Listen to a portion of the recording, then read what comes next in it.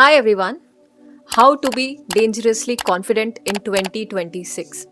मैंने ना मेरी लाइफ में दोनों तरीके के फेज देखे हैं। एक जहाँ पे I was getting awards recognitions, पढ़ाई में अच्छी थी तो बेस्ट स्टूडेंट का अवार्ड, हमेशा अच्छे मार्क्स लाना, परसेंटेज लाना, रैंक लाना। एक्स्ट्रा करिकुलर एक्टिविटीज़ में बहुत अच्छी हुआ करती थी तो उसके लिए अलग प्राइजेस, उसके लिए अलग प्रेज। तो बेसिकली टीचर्स का, प्रिंसिपल का, घर में अप्रिसिएशन बहुत था। एंड ऑब्वियसली ये सारी चीज़ें आपकी कॉन्फिडेंस को बहुत ज़्यादा बूस्टअप करती है। वो भी फेज़ देखा।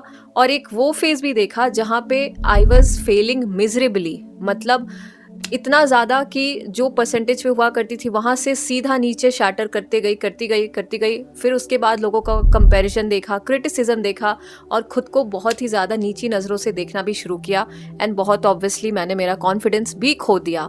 But then life again teaches you कि दोबारा से कैसे अगर खोया हुआ कॉन्फिडेंस को लाना है, रीबिल्ड करना है, तो क्या कुछ ऐसी चीज़ें हैं जो तुम्हें करनी चाहिए that brings your confidence at that point कि तुम्हारा कॉन्फिडेंस अनशेकेबल हो जाए, वो तुमसे कोई छीन ना सके। And today I am at that phase जहाँ पे I have build up that level of confidence which is just not dependent on outside appreciation, which is just not dependent on लोगों का अप्रूवल, वैलिडेशन।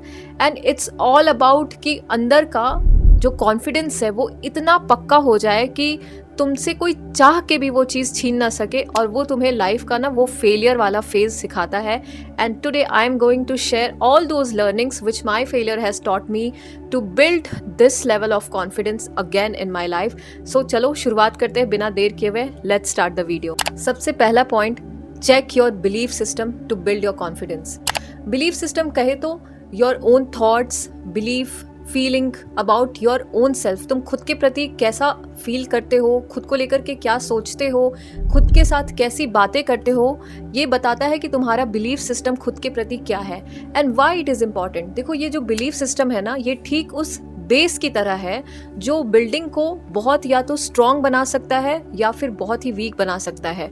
अगर base ही बहुत week है, no matter तुम उस building को कितना भी ज़्यादा ऊपर ऊपर उठाते जाओ, है ना, कितना भी फ्लोर बनाते जाओ, फैंसी बनाते जाओ, अगर बेस ही हिला हुआ है, बेस ही वीक है, तो वो घर जो है ना वो किसी भी स्टॉर्म को, आंधी तूफान को, भूकंप को नहीं वो सरवाइव कर पाएगा। And that's exactly how our belief system plays that important role in our life. अगर तुम्हारा खुद के प्रति बिलीफ सिस्टम बहुत ही नेगेटिव है, बहुत ही ज़्यादा वीक है, तो तुम चाह के भी लाइफ में कॉन्फिडेंस को नहीं बिल्डअप कर सकते। क्योंकि बाद की जितनी भी सारी टिप्स है ना, जो तुम ऊपर उससे पर्सनालिटी चेंज करने के बारे में बात करते हो, ग्रूमिंग के बारे में बात करते हो, वो सारी बाहरी चीज़ें हैं। लेकिन जो बिलीफ सिस्टम है वो तुम्हारा एक इंटरनल बेस है। वो बेस अगर स्ट्रांग नहीं है तो तुम कुछ भी ट्राई कर लो, वो बहुत ही टेम्पररी है। और तुम्हें ये जानना पड़ेगा कि आखिर ये बिलीफ सिस्टम आता कहाँ से है। हेविली ये बिलीफ सिस्टम आता है तुम्हारी सोसाइटी से, तुम्हारे आसपास के सराउंडिंग से। कहने का मतलब तुम्हारे अपने पेरेंट्स हो गए, तुम्हारे टीचर्स हो गए, तुम्हारे पड़ोसी हो गए, तुम्हारे रिश्तेदार हो गए, जिन्होंने बेसिकली तुम्हें बताया कि तुम ये हो, तुम वो हो, तुम ये नहीं कर सकते, तुम वो नहीं कर सकते। एंड हमने उस चीज़ को क्या किया, हमने उन सारे ओपिनियंस को जो लोगों के थे उनको हमने इंटरनलाइज कर लिया, जिसको हमने मान लिया। अगर मैं तुम्हें साइकोलॉजी के हिसाब से कहूँ तो इसको बेसिकली कहते हैं, I guess, self fulfilling prophecy. इसमें क्या होता है ना, ये बेसिकली टर्म बताता है कि तुमको अगर कोई चीज़ बार बार बोल दिया जाए ना कि ये तुम हो, ये तुम हो, तुम्हारा सबकॉन्शियस माइंड, तुम मान लेते हो उस चीज़ को, तुम्हारा सबकॉन्शियस माइंड कन्विंस हो जाता है। और ठीक हमारा बिलीफ सिस्टम भी वही है। तुम्हें जब बार बार बोल दिया जाता है ना कि ओके तुम ऐसे हो इसलिए तुम ये नहीं कर सकते, तुम वैसे हो इसलिए तुम ये कर सकते हो, तो तुम उस चीज़ को मान लेते हो। तो बेसिकली तुम लोगों के ओपिनियन को कभी भी क्वेश्चन नहीं किए, तुम चुपचाप से उस चीज़ को मान लिए और वहीं पे सारा जो कहते हैं ना गेम खराब हो गया खुद को लेकर के। So it's very important to question all those belief कि क्या जो लोग कह रहे हैं वो एकदम 100% 100% सत्य है, या फिर वो जो कह रहे हैं वो खुद भी इंसान है, वो खुद 100% परफेक्ट लोग नहीं हैं, उन्होंने खुद लाइफ में बहुत मिस्टेक्स किया हुआ है। एंड मोस्ट इम्पॉर्टेंटली लोग वही तुम्हें बता सकते हैं, लोग वही तुम्हें बिलीफ दे सकते हैं जो वो खुद आज तक जिस पर जीते आए हैं। और तुम्हें अगर तुम्हें वो इंसान कभी प्रेज भी नहीं कर सकता, अप्रिशिएट नहीं कर सकता, प्यार नहीं दे सकता जो खुद के लाइफ में ये सारी चीज़ें एक्सपीरियंस नहीं किया हुआ है। So if you are taking right thing from the wrong people, if you are asking for right things from the wrong people, then you are harming yourself. और ये चीज़ बिलीफ सिस्टम के बारे में जानना बहुत ज़रूरी है। एंड इसीलिए तुम्हें अपने अंदर के बिलीफ सिस्टम को लेकर के बहुत अवेयर होना पड़ेगा कि तुम खुद के बारे में आखिर सोच क्या रहे हो। फॉर एग्जाम्पल, बहुत टाइम तक मैंने खुद के बारे में सोचा कि ओके, शायद मैं पढ़ाई में अब अच्छी नहीं रही तो अब मैं ज़िंदगी में कुछ नहीं कर पाऊंगी, I will not be able to earn. क्योंकि मेरे आसपास के लोगों ने मुझे इतना ज़्यादा ये चीज़ बता दिया था कि अगर तुम्हारा परसेंटेज कम है, मार्क्स कम है, तुम पढ़ाई में अच्छे नहीं हो, तो तुम ज़िंदगी में कुछ कर ही नहीं सकते, तुम्हारा ज़िंदगी में कुछ हो ही नहीं सकता। I asked this belief system कि ये कितना सच है। एंड डेफिनेटली अगर तुम ये क्वेश्चन करोगे तो तुम्हें पता चलेगा कितने ऐसे लोग हैं जो शायद 40-50% के बावजूद आज लाइफ में मचा रहे हैं। कितने ऐसे लोग हैं जो कभी फर्स्ट रैंक आए भी नहीं होंगे, बैक बेंचर्स होंगे, they are just making crazy money. और जो लोग मोस्ट इंपॉर्टेंट जिन्होंने मुझे बोला, क्या वो 100% परफेक्ट खुद है? बिल्कुल भी नहीं। जिस दिन तुमने ये क्वेश्चन करना शुरू कर दिया ना, तुम्हारे अंदर जो फालतू के बिलीफ सिस्टम बैठे होंगे वो धीरे धीरे करके निकलना शुरू करेंगे। बट इसके लिए तुम्हारा खुद के प्रति अवेयर होना बहुत ज़रूरी है। सो be aware about your belief system because this is the strong base. अगर ये बेस एकदम मजबूत रहा तो बाकी आने वाली जो भी चीज़ जो मैं टिप्स बताने वाली हूँ वो तुम्हारे लिए बहुत ईजी हो जाएंगी। So do work on this first very important thing. Second point, and that is रीपेरेंट your self. देखो, तुम जैसे ही अपने लिमिटिंग बिलीफ पे काम करने लगते हो ना, तब तुम्हें रियलाइज होता है कि तुमने अपने अंदर कितना कचरा रखा हुआ था। और जैसे ही तुम उस कचरे को क्लीन करते हो, then you realise how good of a person you are, how amazing you are as a person. और इसी में जब तुम सेल्फ लव एक्टिविटीज़ को ऐड ऑन करते हो ना, वो तुम्हारी सेल्फ ग्रोथ में 4 चांद लगा देती है। सेल्फ लव एक्टिविटीज़ में भी मुझे लगता है 3-4 कुछ ऐसी इंपॉर्टेंट चीज़ें हैं जो तुम्हें डेफिनेटली इंक्लूड करनी चाहिए। सबसे पहली चीज़, stop comparing your self with any other person. मुझे किसी बहुत अच्छे इंसान ने कहा था, in fact one of my coach even said this one line, don't compare your first step with somebody's 101st step।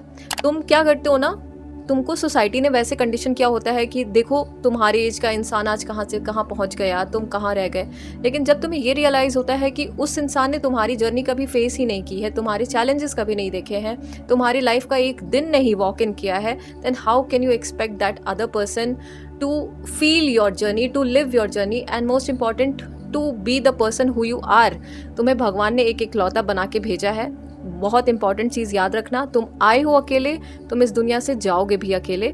उस बीच में अपनी जर्नी को फोकस करना, खुद पर फोकस करना is the top most priority thing which you should do. दूसरी चीज़ self love में मैं ऐड ऑन करूँगी, जैसे सेल्फ एक्सेप्टेंस।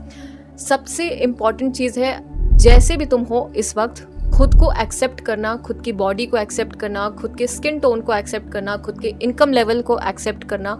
जितना ज़्यादा तुम्हारे खुद के लाइफ के प्रति सेल्फ एक्सेप्टेंस होगा ना, कि 100% of the life I am leading right now, ये एक्सेप्टेंस से होता ही है ना कि तुम्हारे अंदर बहुत कंफर्ट आता है, बहुत कामनेस आती है।